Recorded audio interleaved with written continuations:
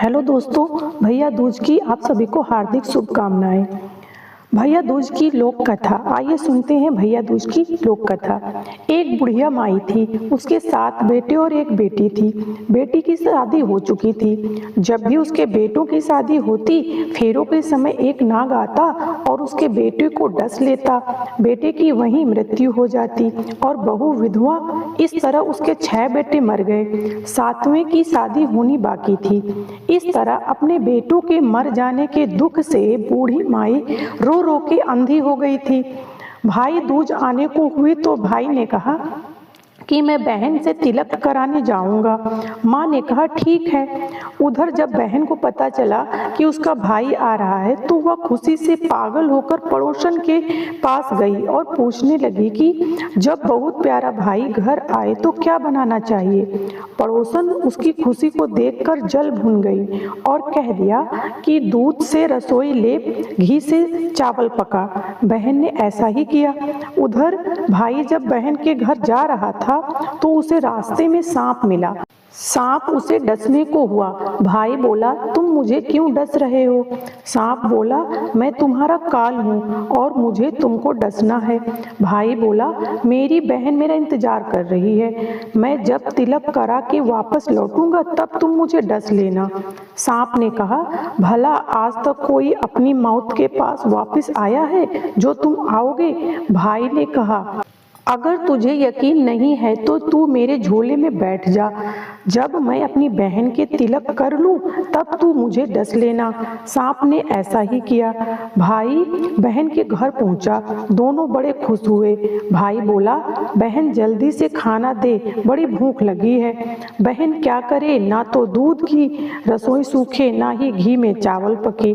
भाई ने पूछा, बहन इतनी देर क्यों लग रही है, तू क्या पका रही है? तब बहन ने बताया कि ऐसे ऐसे किया है। भाई बोला, पगली, कहीं घी में भी चावल पके या दूध से कोई रसोई लीपे है? गोबर से रसोई लीप, दूध से चावल पका।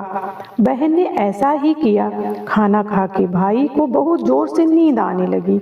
इतने में बहन के बच्चे आ गए। बोले, मामा मामा हमारे लिए क्या लाए हो? भाई बोला, मैं तो कुछ नहीं लाया। बच्चों ने वह झोला ले लिया जिसमें सांप था। जैसे ही उसे खोला उसमें से हीरे का हार निकला।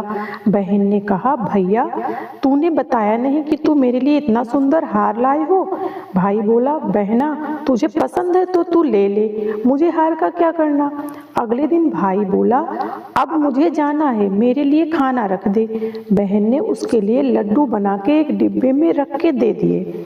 भाई कुछ दूर जाकर थक कर एक पेड़ के नीचे सो गया।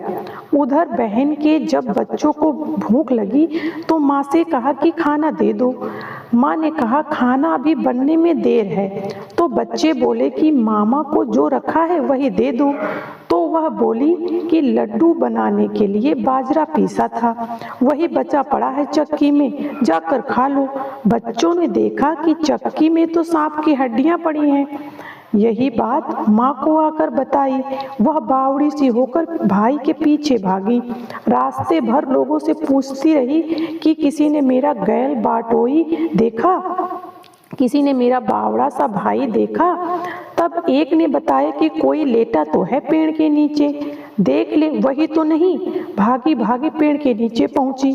अपने भाई को नींद से उठाया। भैया भैया, कहीं तूने मेरे लड्डू तो नहीं खाए?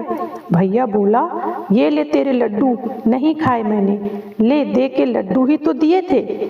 उसके भी पीछे पीछे आ गई। बहन बोली, नहीं भाई, तू झूठ बोल रहा है, जरूर तूने खाए हैं। अब तो मैं तेरे साथ चलूंगी। भाई बोला, तू ना मान रही तो चल फिर। चलते चलते बहन को प्यास लगी। वह भाई को कहती है कि मुझे पानी पीना है। भाई बोला, अब मैं यहाँ तेरे लिए पानी कहाँ से लाऊं? देख, दूर कहीं चील उड़ रही है, चली जा, वहाँ शायद तुझे पानी मिल जाए। तब बहन वहाँ गई और पानी पीकर जब लौट रही थी तो रास्ते में देखती है कि एक जगह जमीन में 6 सिलाएं गड़ी हैं और एक बिना गड़ी हुई रखी है। उसने एक बुढ़िया से पूछा कि ये सिलाएं कैसी हैं? उस बुढ़िया ने बताया कि एक बुढ़िया है, उसके 7 बेटे थे। 6 बेटे तो शादी के मंडप में ही मर चुके हैं, तो उसके नाम की ये शिलाएं जमीन में गड़ी हैं। अभी 7वें की शादी होनी बाकी है। जब उसकी शादी होगी तो वह भी मंडप में ही मर जाएगा, तब यह 7वीं शिला भी जमीन में गड़ जाएगी। यह सुनकर बहन समझ गई कि ये शिलाएं किसी और की नहीं बल्कि उसके भाइयों के नाम की हैं। उसने उस बुढ़िया से अपने 7वें भाई को बचाने का उपाय पूछा। बुढ़िया ने उसे बतला दिया कि वह अपने 7वें भाई को कैसे बचा सकती है। सब जानकर वह वहां से अपने बाल खुलेकर पागलों की तरह अपने भाई को गालियां देती हुई चली। भाई के पास आकर बोलने लगी, तू तो जलेगा, कुटेगा, मरेगा। उसके भाई ने ऐसे व्यवहार को देखकर चौंक गया और कुछ समझ नहीं आया। इसी तरह दोनों भाई बहन माँ के घर पहुंच गए। थोड़े समय बाद भाई के लिए सगाई आने लगी। उसकी शादी तय हो गई। जब भाई को सेहरा पहनाने लगे तो वह बोली, इसको क्यों सेहरा बंधेगा? सेहरा तो मैं पहनूंगी, ये तो जलेगा, मरेगा। सब लोगों ने परेशान होकर सेहरा बहन को दे दिया। बहन ने देखा उसमें कलंगी की जगह सांप का बच्चा था। बहन ने उसे निकाल के फेंक दिया। अब जब भाई घोड़ी चढ़ने लगा तो बहन फिर से बोली, ये घोड़ी पर क्यों चढ़ेगा? घोड़ी पर तो मैं बैठूंगी, ये तो जलेगा, मरेगा, इसकी लाश को चील कौवे खाएंगे। सब लोग बहुत परेशान, सबने उसे घोड़ी पर भी चढ़ने दिया। अब जब बारात चलने को हुई तब बहन बोली, ये क्यों दरवाजे से निकलेगा? ये तो पीछे के रास्ते से जाएगा। दरवाजे से तो मैं निकलूंगी। जब वह दरवाजे के नीचे से जा रही थी तो दरवाजा अचानक गिरने लगा।